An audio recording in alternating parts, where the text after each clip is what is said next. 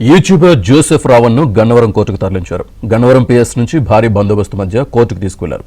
జనసేన నేతల ఫిర్యాదుతో జోసెఫ్ రావణ్పై గన్నవరం పోలీసులు ఉపా యాక్ట్ కింద కేసు నమోదు చేశారు.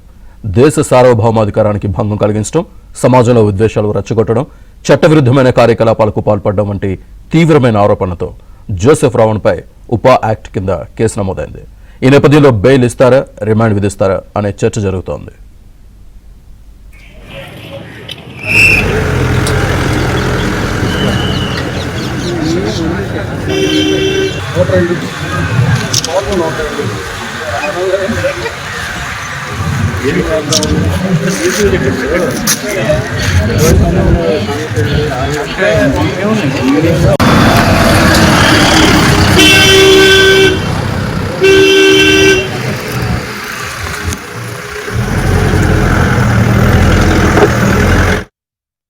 జోసెఫ్ రావణ్పై ఉపా యాక్ట్ కింద కేసు నమోదుకు సంబంధించి పూర్తి డీటెయిల్స్ మా కరెస్పాండెంట్ ప్రసాద్ అందిస్తారు. ప్రసాద్.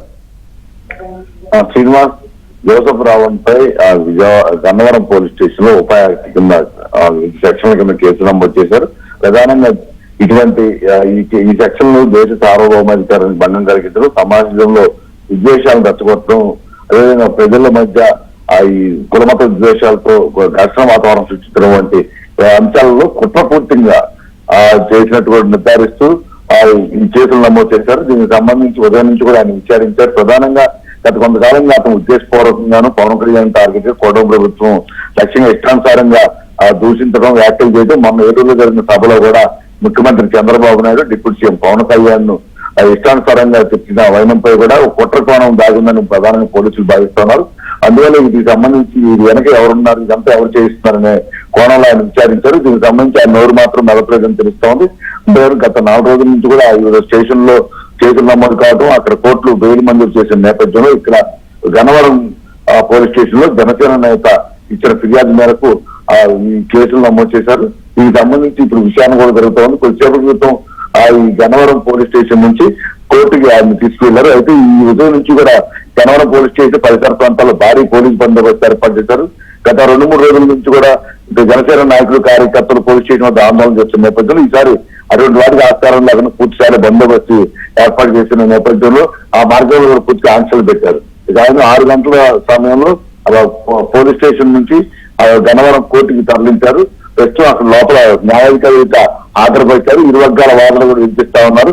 పబ్లిక్ ప్రాసిక్యూషన్ మాత్రం ఇదంతా ఉపా చట్టం కింద ఉన్న సెక్షన్లు కావచ్చు, అతను ఏ సందర్భంలో ఏ విధంగా ఈ రెచ్చగొట్టే ధోరణిని వ్యవహరించాడు, అదే కులమతాల ప్రస్తావన, హిందూ దేవుళ్ళు ఏ విధంగా అవమానించిన అంశాలకు సంబంధించి ప్రాసిక్యూషన్ తరఫున వాదన వినిపించారు. జోసెఫ్ రావణ్ తరఫున జడా శ్రావణ్ కుమార్ తన వాదన వినిపించి గంట కుట్ర కోణంతో ప్రభుత్వం కావాలని పోలీసులు ఉద్దేశపూర్వకంగా ఆయనపై సెక్షన్లు పెట్టారని కూడా వాదన వినిపిస్తున్నారు. ప్రస్తుతం ఇరు వర్గాల వాదనలు జరుగుతున్నాయి. మరి కాసేపట్లో వాదన పూర్తయిన తర్వాత న్యాయాధికారి బెయిల్ మంజూరు చేస్తారా, రిమాండ్ విధిస్తారా అనేది తేలుతుంది. Srinivas. Right Prasad, thank you.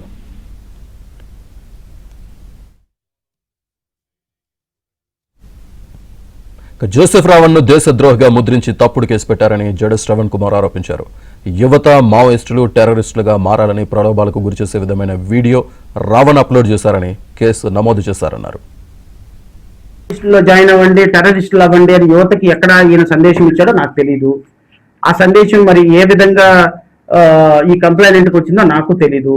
So overall గా ఈరోజు మరణశిక్ష పడగలిగినటువంటి కేసులో ఒక యూట్యూబర్ని, ఒక జర్నలిస్ట్ని ఒక ప్రశ్నించటంలో తారతమ్యాలు ఉండొచ్చు. నేను ఒకలాగా ఆర్గ్యుమెంట్ చెప్తా, మా సోదరుడు ఒకలాగా ఆర్గ్యుమెంట్ చెప్తాడు, ఈయన ఒక ఆర్గ్యుమెంట్ చెప్తాడు. ఈ విధంగా కేసులు కట్టి ప్రభుత్వం అరెస్ట్ చేయటం అనేది కరెక్ట్ కాదు. అంటే ఈ 4 చోట్ల బెయిల్ వచ్చింది కాబట్టి ఇక ఇప్పుడు కొత్త సబ్జెక్ట్ ఒకటి క్రియేట్ చేసి, కొత్త రిపోర్ట్ ఒకటి క్రియేట్ చేసి, ఇక సోషల్ మీడియా కేసెస్ లో ప్రతి చోట శ్రవణ్ కుమార్ ఆర్గ్యూ చేసి కేసులు బెయిల్ తీసుకొస్తున్నాడు కాబట్టి చట్టం మనకు వ్యతిరేకంగా ఉంది కాబట్టి ఇప్పుడు వాడిని టెర్రరిస్ట్ అనే ఒక ముద్ర వేసి, తీవ్రవాది అనే ఒక ముద్ర వేసి, అతను మాట్లాడేది మావోయిస్ట్ కి ఫేవర్ గా ఉందని ఒక ముద్ర వేసి, వీలైతే 4-5 మేము రావణ భావాలకి అట్రాక్ట్ అయ్యి మేము మావోయిస్ట్ లో జాయిన్ అవుదాం అనుకునేటువంటి ఒక 4-5 స్టేట్మెంట్లు తీసుకొని రేపొద్దున ఆయన్ని అరెస్ట్ చేయించి మిగతా 102 కేసెస్ లో పీటీ వారెంట్లు వేసి రిమాండ్ తీసుకుందాం అనుకున్నటువంటి మీ అమోఘమైనటువంటి తెలివితేటలకి సటుకో పవన్ కళ్యాణ్ కి ఇచ్చిన 100% స్ట్రైక్ రేట్ ని చాలా అద్భుతంగా వాడుతున్నారు.